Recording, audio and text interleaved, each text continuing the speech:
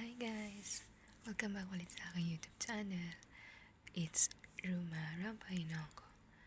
And ayun, it's my pahinga time. Medyo late lang ako nag-video kasi tumawag pa ako sa pamilya ko sa Pinas.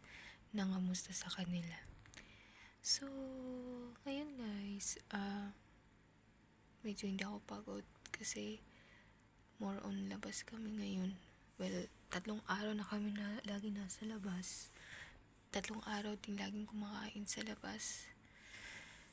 So, kanina nag-dinner lang kami ng mga 2 pan of pizza, tsaka pasta.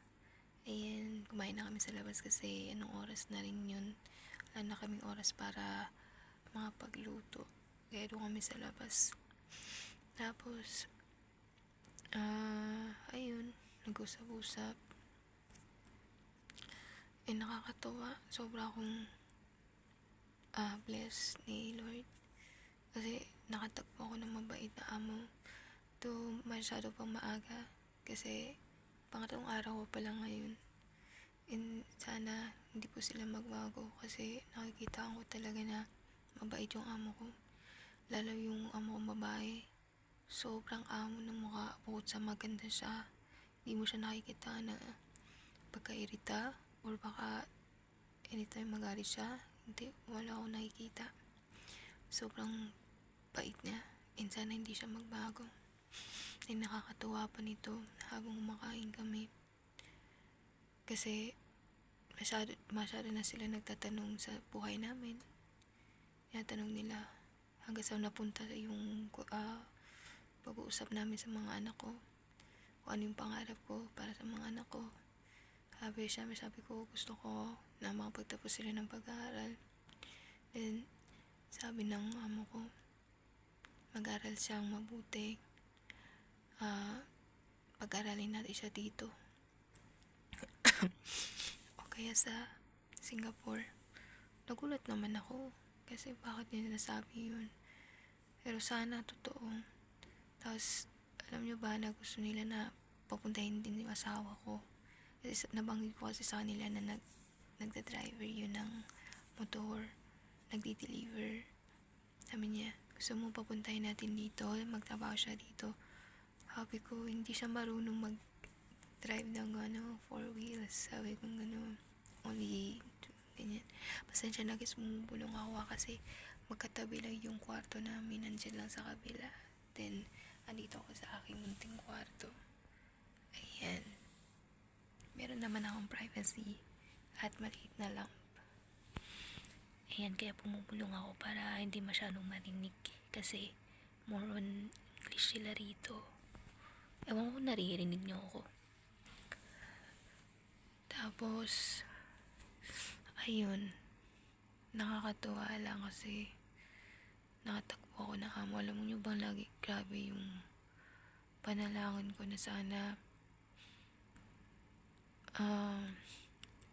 hindi sila madismaya sa akin dahil napaka-taba ko. Sobrang taba ko guys. Tapos sila ang papayat nila. Wala talaga hindi ko sila nakita ng magka-aarte sa katawan. Wala talaga, lalo yung amo ko babae. Grabe yung pag-guide niya sa akin. Kahit na hindi ko alam yung ganun bagay, talagang tinuturuan niya ako. Parang nga siyang tour guide ko eh. Kasi paglalabas kami, talagang inikot namin ito yung ganyan, ito yung ganyan. Ganun. Wala siyang eme-eme. Talagang tinuturuan niya ako. Yun yung nakakatawa kasi dininig ni Lord yung panalangin ko na magkaroon ng amo. Grabe kayo yung pagdadasal ko nito. Bago ako umalis, bago pala ako na-hire, napanalangin ko na yun na sana makatagpo ako ng amo na mabait at tatanggapin ako. Tapos na-hire na ako, lagi ko pa rin pinapanalangin yun. Sana magkasundo kami, hindi sila madismaya sa akin, matanggap nila kung ano ako. Hanggang sa nakarating na ako dito. Tapos nakilala ko yung nila.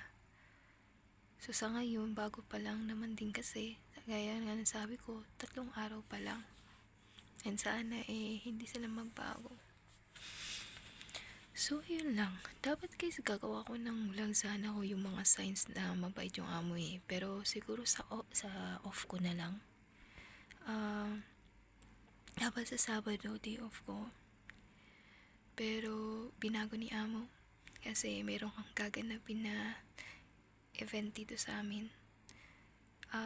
Christmas party sa kasama ng mga neighborhood. And gusto ni amo na nandito ako para makisalamuha din sa kanila.